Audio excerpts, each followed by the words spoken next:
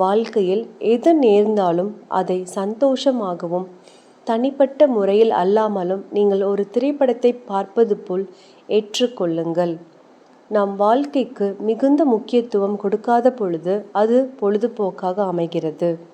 மனித தீமைகளுக்கு நல்லதோர் சிரிப்பு ஒரு தலை சிறந்த பரிகாரம்.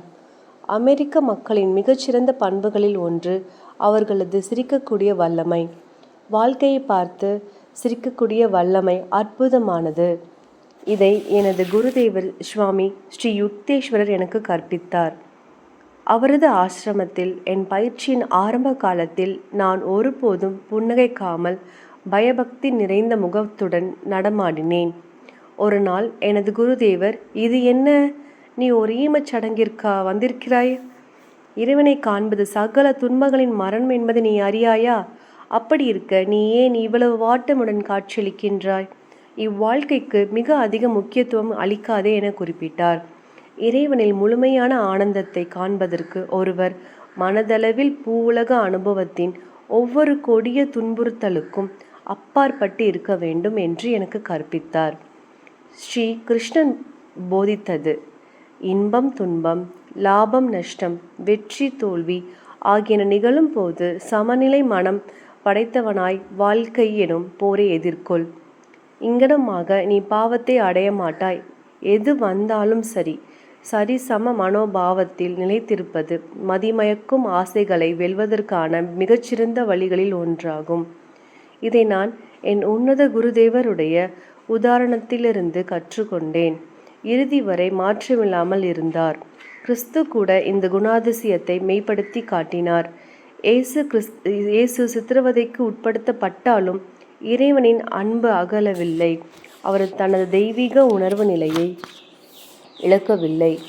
நமது ஆனந்தத்திற்கும் அமைதிக்கும் உள்ள இறைவனின் பாதுகாப்பு தான் நமக்கு வாய்க்கக்கூடிய மிகப்பெரிய அரண். எல்லா சோதனைகள் மற்றும் துன்பங்களின் போதும் இறைவன் உங்களுக்கு அளித்துள்ள நல்லவைகளை நினைவில் கொள்ளுங்கள். உங்களுடைய ஆன்மா இறைவனின் தெய்வீகமயமான ஒரு ஆலயமாகும். இந்த ஆலயத்திலிருந்து மனித அறியாமை மற்றும் வரையறைகளின் இருள் வெளியேற்றப்பட வேண்டும். வலுவுடனும் வல்லமையுடனும் ஆன்மாவின் உணர்வு நிலையில் இருப்பது எவ்வளவு அற்புதமானது! எதற்கும் அஞ்சாதீர்கள். ஒருவரையும் வெறுக்காமல் அனைவரிடமும் அன்பு செலுத்தி கொண்டு இறைவனின் அன்பை உணர்ந்து கொண்டு ஒவ்வொருவரிலும் அவனுடைய இருப்பை கண்டவனம் ஒரே ஒரு ஆசையை மட்டும் வைத்து கொண்டு உங்கள் உணர்வு நிலை எனும் ஆலயத்தில் அவனது நிரந்தர இருப்பை வேண்டி வாழ்வதுதான் இவ்வுலகில் வாழ்வதற்குரிய வழியாகும். ஏனைய ஆசைகளை கொண்டுள்ளோர் உண்மையான திருப்தியை அறிய மாட்டார்கள். சுற்றுப்புறம் நமது ஆசைகளை வடிவமைக்கின்றது. ஒவ்வொருவருடைய சுற்றுப்புறத்திற்கு ஏற்ப ஆசைகள் உருவாக்கப்படுகின்றன. அவை உங்கள் புலன் உணர்வுகளால் ஆக்கப்படுகின்றன. ஆதலால் அவற்றின் மூலம் வரையறைக்கு உட்பட்டவை ஆகின்றன. ஒரு கிராமத்து சந்தைக்கு செல்வது ஒரு சிறிய கிளர்ச்சிக்கான ஆசையை திருப்தி செய்கிறது. ஆனால் நீங்கள் ஒரு உலக கண்காட்சிக்கு சென்று வந்து எல்லாவிதமான காட்சி பொருட்களையும் கண்ட பிறகு ஒரு சிறிய சந்தை தன் கவர்ச்சியை இழக்கிறது. இது இறைவனுடன் இப்பொழுதே தொடர்பு கொள்ள வேண்டிய முக்கியத்துவத்தை தரம் தாழ்ந்த உலக இன்பங்களுடன் ஒப்பிட்டு விளக்குகிறது. அப்பொழுது உங்கள் ஆசைகள் மிக உயர்வானதாகவும் முன்னேற்றமடைந்த தன்மையுடையதாகவும் இருக்கும். இறைவனுடன் ஒன்றுபடுவதற்கான ஆசைகள் அனைத்திலும் தலை சிறந்ததாகும்.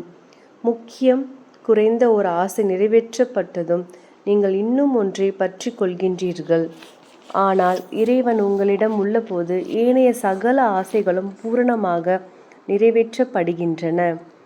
முதலாவது தேவனுடைய ராஜ்யத்தையும் அவருடைய நீதியையும் தேடுங்கள்.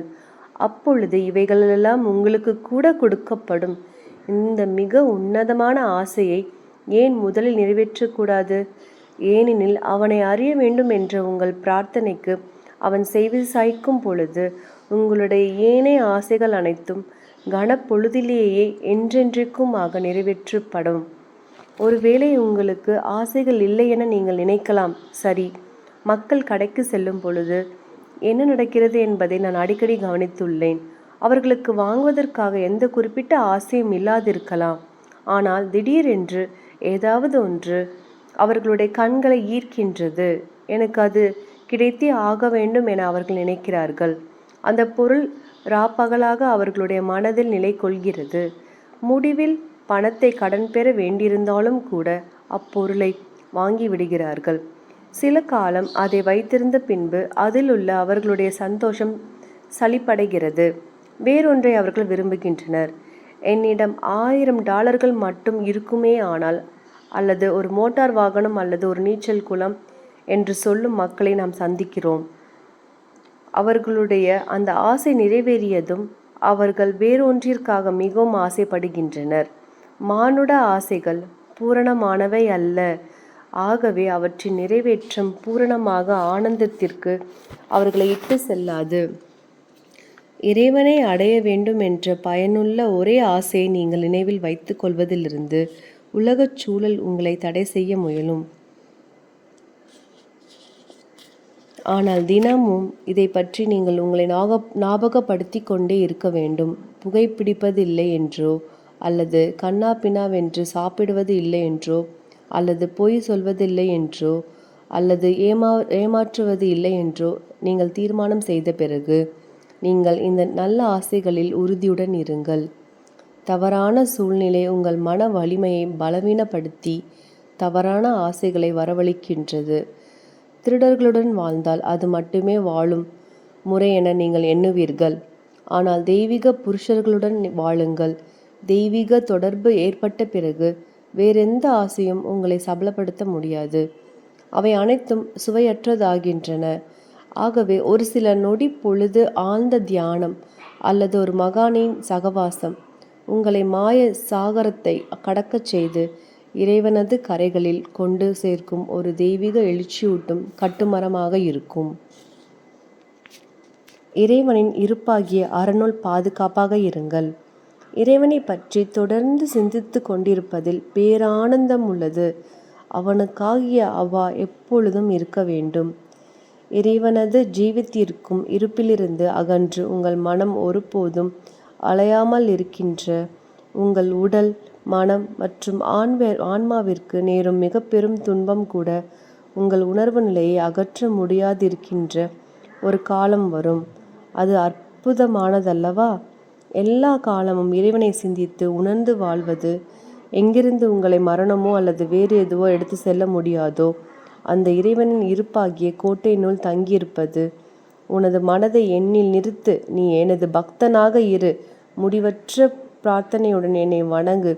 இவ்விதமாக என்னை குறியாக கொண்டு என்னுடன் உன்னை ஒன்றிணைத்து நீ என்னையே அடைவாய்.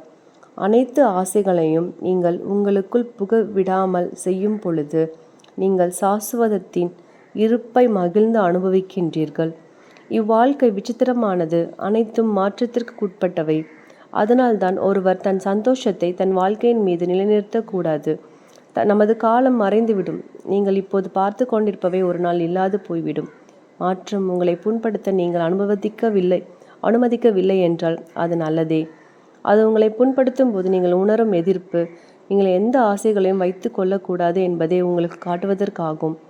நீங்கள் அந்த மெய்ப்பொருளில் நிலைத்திருக்கும் பொழுது எல்லாவற்றையும் நீங்கள் பற்றற்று அனுபவிக்கிறீர்கள். ஆகவே அவனை அறிவதற்கு வேண்டிய முயற்சியை எடுப்பது பயனுடையதாகும்.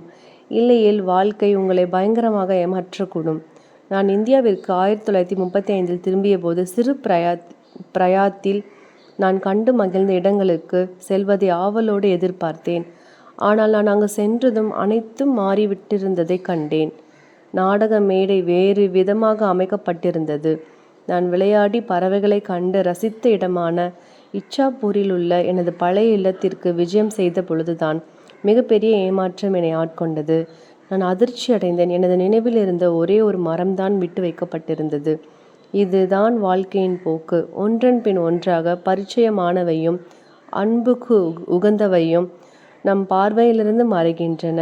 என் குழந்தை பிரயாத்தில் இருந்த மாதிரியே எங்கள் இல்லத்தை நான் பார்க்க முடிவதற்கு அந்த சமயத்தில் நான் எதையும் கொடுத்திருப்பேன். ஆயினும் பின்னர் ஒரு தெய்வீக காட்சியில் உண்மையாக்கப்பட்டு நான் அதை கண்டேன். நாங்கள் குளத்தில் நீந்தினோம். நான் வீட்டிலுள்ள மாடிக்கு சென்று படுக்கையில் படுத்துக்கொண்டு பல வருடங்களுக்கு முன் செய்தது போல் மாங்கனிகளை உண்டேன். உங்களுடைய ஆசைகளை இப்பொழுது கூர்ந்து ஆராயுங்கள். அவைகளை வகைப்படுத்தி நல்லவை மற்றும் வைத்து கொள்ளுங்கள். அந்த நல்ல ஆசைகள் கூட இறைவனுக்கான ஒரே முக்கிய ஆசையை தடைப்படுத்தி விட அனுமதிக்காதீர்கள். அந்த ஆசை நெறிக்கப்படக்கூடாது. இறைவனிடம் அவனையே உங்களுக்கு அளிக்க வேண்டுமென கேட்காமல் உங்கள் பூலோக ஆசைகளை நிறைவேற்றும்படி நீங்கள் கேட்கும் பொழுது நீங்கள் மாபெரும் மாயையில் கட்டுண்டுள்ளீர்கள். தனக்கு ஏதாவது தேவைப்படுகிற போதெல்லாம் அம்மா எனக்கு ஒரு காசோலை தா என்று கேட்டுவிட்டு மற்றபடி அவளை பற்றிய எந்த சிந்தனையும் இல்லாத மகனை பற்றி நீங்கள் என்ன நினைப்பீர்கள்? அவ்வாறு இருக்காதீர்கள். ஒருபோதும் நன்றி மறவாதீர்கள். வாழ்க்கை என்னும் இப்புத்தகம் முடியும் போது இறைவனுடன் சம்பந்தப்பட்ட ஆசைகளை நீங்கள் நிறைவேற்றியதிலிருந்து பெற்ற நாணம் மட்டுமே உங்களுடன் தங்கியிருக்கும். ஆகவே சாஸ்வதத்திலிருந்து வரும் இரகசியங்களை படியுங்கள். பிறகு ஒவ்வொரு இரவும் உறங்கப் போவதற்கு முன் தியானம் செய்யுங்கள். காலையில் கண் விழித்ததும் இறைவனை பற்றி சிந்தியுங்கள். உணவு உண்பதற்கு முன்பு மட்டுமல்லாது உண்ணும் போதும் அதன் பின்பும் பிரார்த்தியுங்கள். நீங்கள் பணி செய்து கொண்டிருக்கும் போது அந்த பணியை சுற்றிலும் இறைவனை பற்றிய எண்ணத்தை பின்னுங்கள். நீங்கள் இறைவனுடன் தொடர்பில் உள்ள போது உங்கள் ஆசைகள் அனைத்தும் மர்மமாக நிறைவேற்றப்படுவதை காண்பீர்கள். ஆனால் நீங்கள் முதலில் அவனை நாட வேண்டும். அவன் உங்களுக்கு அனைத்தையும் அளித்துள்ளான். ஆனால் அவனுக்கு முன்னுரிமை அளித்து அவனுடைய பரிசுகள் அனைத்தையும் நீங்கள் துறந்தால் மட்டுமே அவன் தன்னை தந்தருள்வான். அவனை அறிவதற்கு எல்லாவற்றையும் நீங்கள் தியாகம் செய்ய தயாராக இருக்கிறீர்கள் என்பதை இறைவனுக்கு நீங்கள் காண்பிக்கும் பொழுது அவன் உங்களிடம் எழுந்தருள்வான்.